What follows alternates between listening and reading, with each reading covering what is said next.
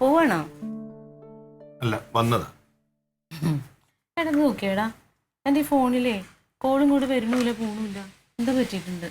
തറയില്ലല്ലോ മോണ, വെള്ളത്തിൽ വീണാ? സാറിന് അങ്ങനെ പറ്റുമ്പോഴാണ് വരുന്നത്.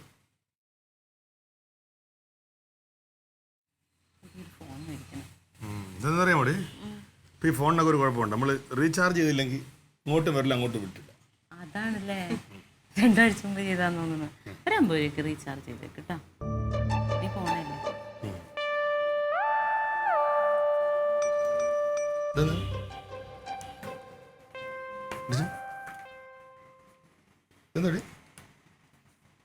എനിക്കുള്ളതാ അത്.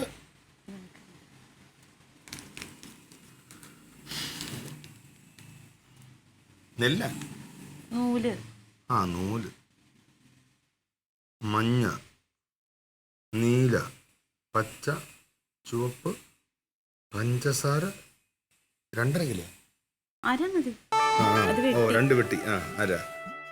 തേങ്ങ 2 എണ്ണം. വെളിച്ചെണ്ണ 1/2 കിലോ. ബോബിന എന്താ? മറ്റേ മിഷനിലിടുന്ന സാധനം. ഇത് മേടിക്കാൻ നീ പോകുമ്പോഴേ മേടിച്ചിട്ട് വന്നാ. പൈസ ഉണ്ടെങ്കിൽ എനിക്ക് പോയി മേടിക്കാൻ പാടില്ല. പൈസ ഇല്ലേ? ഇല്ല. ഈ നൂല് സാധനങ്ങളും ബോബിനും ഇതൊക്കെ മേടിക്കാൻ ഒരുപാട് പൈസ വേണ്ട. 250-300 രൂപ ആവുള്ളൂ. അത് തന്നെ താ, നീ പൈസ താ. ഇല്ലടാ. ഇപ്പൊ നീ എന്താ പറയുന്നത്? ഞാനിവിടെ കുടുംബമായിട്ട് ജീവിക്കുന്ന ആളല്ലേ. എനിക്ക് ഇവിടുത്തെ കാര്യങ്ങൾ നോക്കണ്ടേ?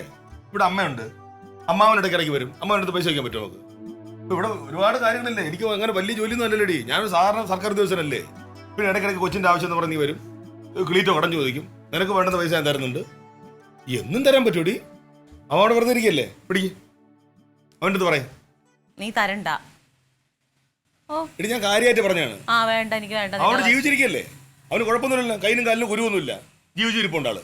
എന്റെ ക്ലീറ്റോന് വേറെ പണിയില്ലേ? അവൻ ചത്തുപോട്ട് ഞാൻ തരാൻ നടക്കില്ല. അവനേരാ അല്ല, ചുമ്മാ തണ്ടും തടിയായിട്ട് എന്റെ ക്ലീറ്റോന് അങ്ങനെ നീ ആയിട്ട് കൊല്ലണ്ട. ഒരു അനങ്ങാപ്പാറായിട്ട് എടുത്തിരിക്കുന്നു. ഭർത്താവെന്ന് പറഞ്ഞ് പേരും വെച്ചോണ്ടിരുന്നാൽ മതിയാ. അപ്പൊ നിങ്ങളുടെ ചെലവ് ഞാൻ നോക്കണോ? അവനറിയാം ജോലിക്ക് പോകാൻ പറയാം അവനടുത്ത് മര്യാദയ്ക്ക്.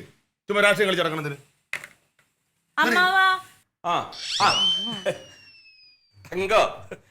നന്നായി തന്നെ എന്നെ കണ്ട. ഞാനിപ്പോ അങ്ങോട്ട് വരാതിരിക്കായിരുന്നു.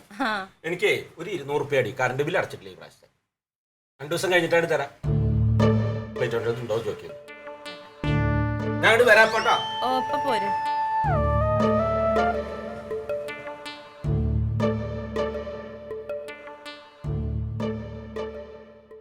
ഇന്നലെ കറണ്ട് അടച്ചത്?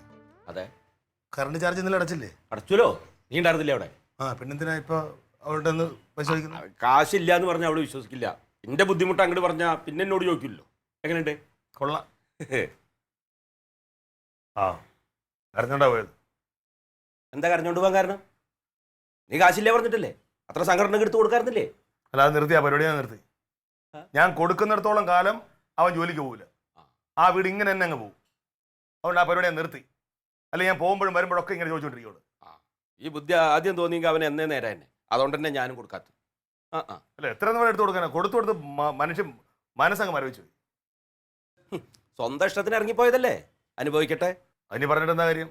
കഴിഞ്ഞ കാര്യമല്ലേ, വർഷത്തിനായില്ലേ. ഇനി അതും പറഞ്ഞിട്ട് ഒരു കാര്യമില്ല.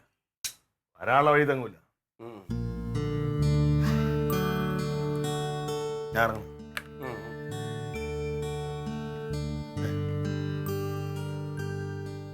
ബുക്കിനകത്ത് പൈസ ഇത്ര എടുത്തോളൂ.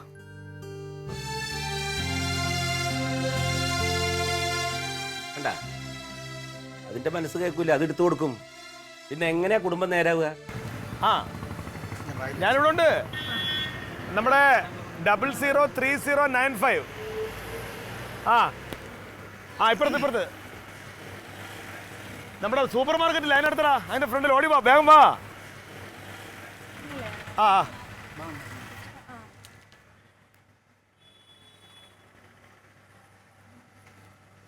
ചുമ്മാ കേബിളും കാര്യങ്ങളും കൊണ്ട് കിട്ടാണ് പണി വരുന്നത്.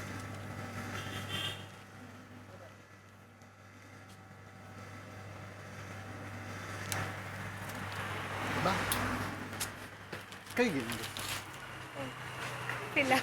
ചേട്ടനല്ലേ? കഴിക്ക്. ചേട്ടനത് കഴിക്ക്. കനക നീ എന്താണ് ഈ കോലത്തില്? സ്ഥിരം തന്നെ എല്ലാ ഇതിന് കയറിയതാ? അല്ല സ്ഥിരമായിട്ടാ ലൈൻമാനായിട്ടാ. നമ്മളെ നാട്ടുകാരനാ? ആണല്ലേ? ഇതിന്റെ കാര്യം ഓ നമ്മളെ പരിചയക്കാരനാ? ലൈൻമാൻ ആയിപ്പോയി ഇങ്ങനെ. എടാ ഞാനിപ്പോ സെയിൽസിലാടാ. ഓ അവിടെ ബിസിനസ്സും കാര്യങ്ങളൊക്കെ ആയിട്ട് കിടക്കുന്നു. പരിചയപ്പെട്ടുള്ളൂ ഇതിന്റെ വൈഫ്. ഇവളും അവിടെ തന്നെ. നേരെ വൈഫൊക്കെ? വൈഫുണ്ട്, വീട്ടിൽ തന്നെയാണ്. മക്കള്? ഒരു മോള്. എല്ലാവരും സുഖമായിട്ടിരിക്കുന്നു? സുഖമായിരിക്കും. വേറൊരു തമാശയുണ്ട്.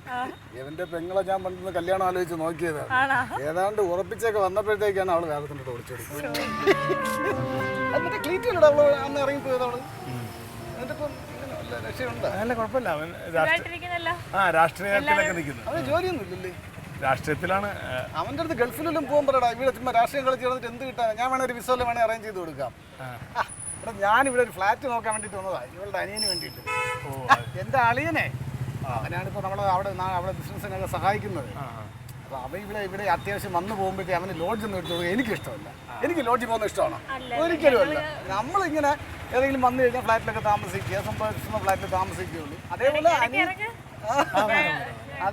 അവനും ഒരു ഫ്ലാറ്റ് ഇവിടെ വാങ്ങിച്ചു കൊടുക്കാൻ തരും. ഇതിലെ പോയപ്പോഴാണ് കണ്ടത് അവിടെ ഫോർ സെയിൽ ബോർഡ് വെച്ചേക്കുന്നത്. അപ്പൊ കയറിയെങ്കിൽ വാങ്ങിച്ചാൽ കിട്ടേക്കാൻ തരും. കണ്ടപ്പോൾ കുഴപ്പമില്ല, നമ്മളെ സ്റ്റാൻഡേർഡൊന്നും പറ്റൂല, നല്ലത് വാങ്ങിച്ചേക്കാന്ന് കരുതി. എടാ എനിക്ക് ഇപ്പൊ 19 പേരുടെ ആവശ്യമുണ്ട് നമ്മൾ അവിടത്തേക്ക് പുറത്തേക്ക്.